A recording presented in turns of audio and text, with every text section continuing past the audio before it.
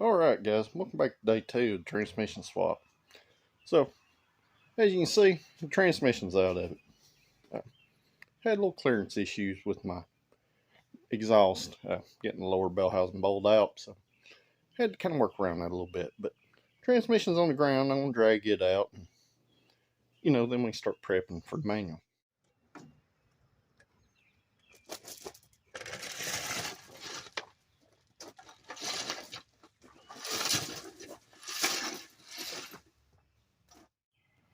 And alright, I went ahead and just pulled the torque converter out just to see kind of what we had going on here.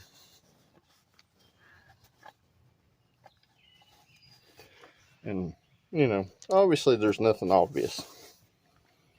So, enough messing around with this. It's time to get the 5-speed in the other car. So, let's get started on that. Alright. Now, here would be the time to replace your rear main seal and your rear main seal plate gaskets. I would suggest, if you're going to do something like this, that anytime you have transmission off, that you go ahead and replace this stuff. They're known to leak oil, so I'm not replacing this one. It was fairly somewhat not clean behind there, but it don't appear to be leaking. Since this car is like extreme budget themed, since it was free, we're going to stick with that, because eventually this motor is going to go into this car. But enough about that. I'm going to have to tie some wires and stuff up over here. And our next step, you would think, would be putting the pressure plate and the flywheel and stuff on, but it's not going to be. Our next step is to remove this bracket from the frame rail from the automatic transmission. Now this is held in with a bunch of spot welds, and you can go in a few different ways and remove this. Usually the easiest way is to drill your spot welds, not all the way through, just drill the heads off of them. And then you kind of go in there with a flat chisel and just knock that bracket right off. And that's exactly what I'm going to do in this case. That was why I told you yesterday to pull the radiator out. Because once you get all that out, you got a little room in here to work now. So I want to remove that, and we can't drill our new hole and stuff until we get the transmission back in it. But the manual transmission actually bolts into the frame, and that's going to be some kind of custom deal here. So I'm going to get that bracket removed, and then we'll go from there. And alright guys, this should be somewhat what you're left with once the bracket's removed. The bottom is kind of hard to get to. If you don't have the means to remove the bottom flange, just saws all this thing off flush with the frame rail down there. But at this point, I'm going to take a flap disc, I'm going to clean this up. I'm going to spray some primer on it. I'm not going to paint it, because I'm still going to have to drill, and I'm still going to have to weld and stuff on it. I also got to try to extract one of the battery tray bolts. As you can see, we got a little crusty stuff. Nothing like what you northern guys see, but if you can tell by our frame horn down there, it's nice and clean. But this car did originally come from Virginia, so it does have some little crusty stuff here and there. So I'm going to go ahead and clean this stuff up. I'm going to grind their spot welds the rest of the way down, and to spray some weld through primer on this area. But if you're wondering, this is the bracket you're removing. This is what your automatic and motor mount right here bolts to, where your manual transmission bolts through the side of the frame rail. So, just so we're all on the same page. And alright guys, I got that sprayed. We'll let it dry for a little while. I'm going to work on getting the flywheel and stuff back on here. Depending on what you're building, it don't have to be perfect. As you can see, you can still see where some of my spot welds were. This is not a show car. Very well much not so. So, for this, it's fine. And like I said later, I'm probably going to take this car apart and do something else with it, like make it a truck or something. So, at that point, it'll all be apart anyway, and then I'll address this stuff later. Big thing is, I just don't want it to rust. And I probably will come in here with some trim black or something and spray this section. I've still got to weld the sleeve through the frame. for the motor mount bolt. So let's get back busy doing some other stuff and see if we can get this thing wrapped up today.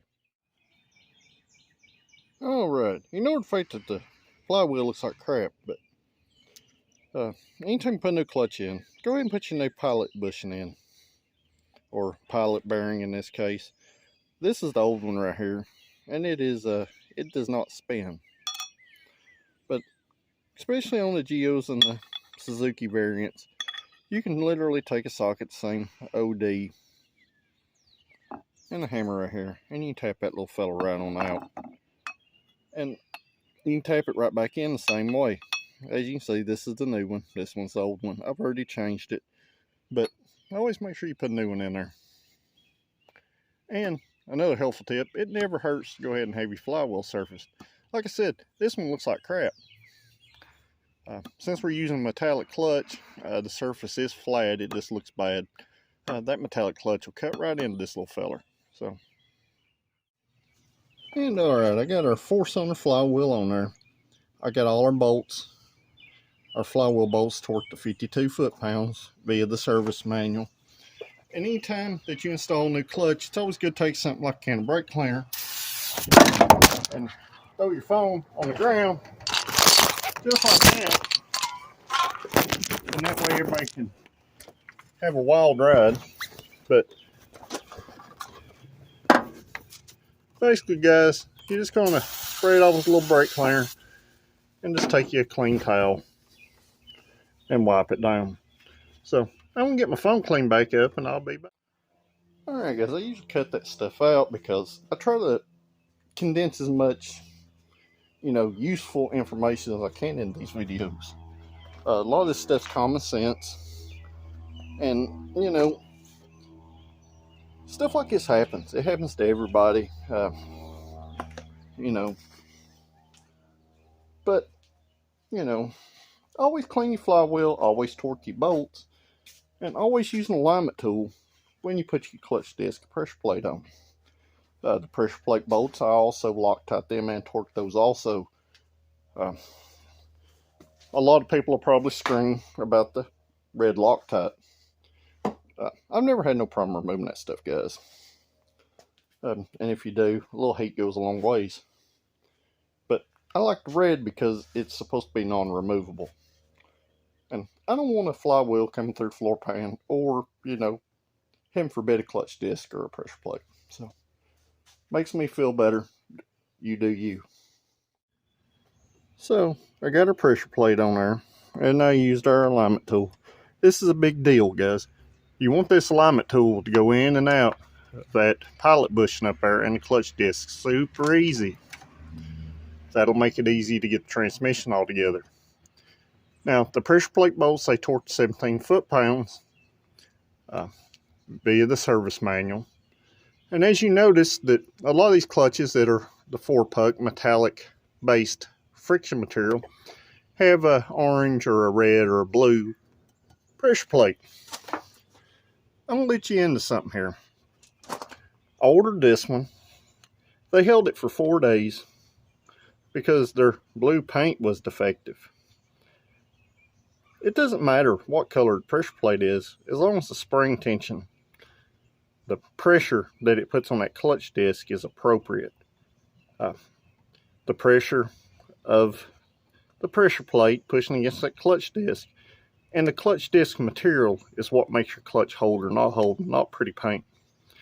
And let me tell you guys, once this thing gets coated with a little clutch dust, it won't rust either. So paint don't matter. So I got our clutch disc installed, everything's torqued, and at this point we're ready for the transmission. Alright guys, and I've got our other junkyard transmission, which is not the same one as I got yesterday. This one did come out with a 3-cylinder 95 up car. I just want to show y'all a few things here. This is the factory manual transmission bracket off of Project Phoenix over there. This bracket and the 95 up bracket are exactly the same. The rear mount bracket is also the same as the one that is on Project Blue Balls. And other important things to note here.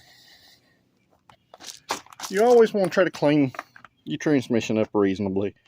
It is not perfect in here. I did clean most of the clutch dust and stuff. And as you can see, I put a new throwout bearing. And I don't know if you can hear the old one here, but it sounds pretty rough. Anytime you put a clutch in, guys, go ahead and put a throwout bearing in it. And I am old school. I do use anti-seize to lube the transmission splines and where our throwout bearing rides on the collar. Just good practice, guys. Done this way for 30 years and never had an issue or any kind of related failure to anti-seize being used instead of some kind of silicone based magic lube. So take what you want from it. Throwout bearing is a definite always, as is the pilot bushing when you do this kind of stuff. So I've still got to take the 95 up axle out, and then I'll work on getting our transmission up in the car. And alright, we're all prepped, guys. Just another helpful word of advice. If you kind of look at this old axle nub that was in there, we're missing some of the retaining clip. I like never got this axle cup out, and when I pull them out in the junkyard, I just usually take the boots off and leave the cups in the transmission, just to keep, you know, some stuff sealed up. Well, it put up a fight. So I got the one out. I had to take a punch and run it through and knock the other one out the other side, and made sure that none of our retaining clip was still stuck in the groove in there. So other than that, we're ready to go back in the car. So how I usually do this, I usually just slide under the car and kind of manhandle it up into place. These transmissions are not very heavy. You know, they weigh like 35 pounds. The automatic transmission over there is one hefty little beast. Obviously, they got more stuff inside of them and a lot heavier stuff. And that's where you get your power loss from. So, other than that, we're ready to kind of go back together. So, we'll get back on that. And alright, guys, I got the transmission bolted back up. Like I said before, the 95 and up rear 3-cylinder mount will work. It bolts right in. The one that goes on the frame rail over here is, like I said before, it is exactly the same. You will have to take this mount bracket off to get the transmission in the car. And that'll be helpful for what I'm about to show you. You need to get it back in there, and you need to get your motor leveled up, you know, about where it was before you removed it. I've got a floor jack under the transmission at an approximate height. Now, I do have the reinforcement bracket here also, and I kind of used it to kind of get my height. Now, we don't have these threaded holes in the frame, so they'll have to be drilled and stuff also. You do not have to use the reinforcement bracket. I would suggest it if you have the means to get you some nuts put in the frame rail. You can use like a rib nut tool for the reinforcement plate into the frame rail. I do not suggest a rib nut tool for motor mount bolt. And as you can see, I've already painted this, and it scratches pretty easy, right? And the reason why I done that, I knew I was going to put this mount in here, so I took a long punch here, and I just kind of got in here and I just kind of scraped around. And that's going to tell me exactly where my hole's going to have to be drilled. So at this point, I'm going to take this mount back off. I'm going to drill a hole all the way through the frame rail, all the way to the outside. And then I'm going to try to find me something to sleeve the frame. And then I'll weld that in, and we'll put a long bolt all the way through the frame that bolts through the mount. I've done a car like this before. It works just fine. you just want to make sure, guys, when you bolt that mount up, because that mount does have a lot of stress on it. Because when you get on this motor, it wants to roll, either forward or back. Your torque mount back there only does so much. These two mounts support not only the weight of the motor, but they also support some of the torque pull that you have. So I'm going to get this mount pulled back off. I'm going to get my hole drilled, and I'll show y'all what I end up with. And alright guys, so basically what I've done, I drilled a hole all the way through. Now the other side is the size of the bolt. And I drilled this side bigger because I'm putting a sleeve in it. Well, what I'm using for a sleeve, I got some of these old lug nuts that's laying around. And they're super heavy wall, they work great. And what I'm going to do, I'm going to bolt it in, I'm going to tighten the bolt down. And then I'm going to go in there with my welder and I'm going to weld that in to the frame rail. That way we got a nice solid pass-through sleeve that you never have to worry about getting ripped out of the frame. A lot of you may ask why you just don't drill a hole and just bolt it through. Because when you don't have a sleeve or something in there, you will crush the frame rail and that bolt will never be truly tight. And as you torque the motor, it will literally saw itself out. Not something you want to do on your frame rail. So this is just an easy way to do it. I just found something heavy that I can weld to. It's going to go in there, going to buzz it in. And when we bolt up, it'll be good and solid. So, you know. And you can see over here approximately where our bolt ends up. Give or take. So, I'll be back here in just a few. Alright guys, so I got our sleeve welded in with my little Harbor Freight titanium welder, which I can't speak enough of. I'm a real big fan of that. Once again, not sponsored by anybody. But I got my sleeve, you know, welded in. It's not the most beautiful thing, but remember you're welding to a Coke can, so it's real easy to burn holes and stuff. So our sleeve's in. I'm going to prime and paint this on this side. And I'm going to go ahead and repaint our other side. Then we'll get this mount bolted up and we'll be in business. It's all downhill from here. Alright guys, I'm making pretty good progress here. Don't know if you can see, but I got both axle shafts in. I got the transmission filled up with fluid. I got our clutch cable installed and adjusted. And plugging away. Next up's the shifter. And once the shifter's in there, I can start getting the electrical stuff straightened back out. But other than that, I'm making pretty good progress. So, kind of got everything back together. And there's our sleeve and stuff. And our frame rail after it's dried. So, we'll keep on plugging along. I'll tell you one thing, guys. It's hot today. And it started out overcast this morning. The sun come out, and it's just been unbelievably kind of hellish. Let's just say that. It's about 90 degrees with a, you know, a typical Tennessee humidity of probably about 90%. So it's pretty muggy. You can cut the humidity with a knife. So I'm gonna flip the camera around. I'm gonna show you where we're at.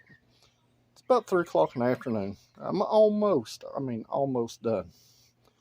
So I'm gonna flip this around. And as you can see, the shifter is in it. Now,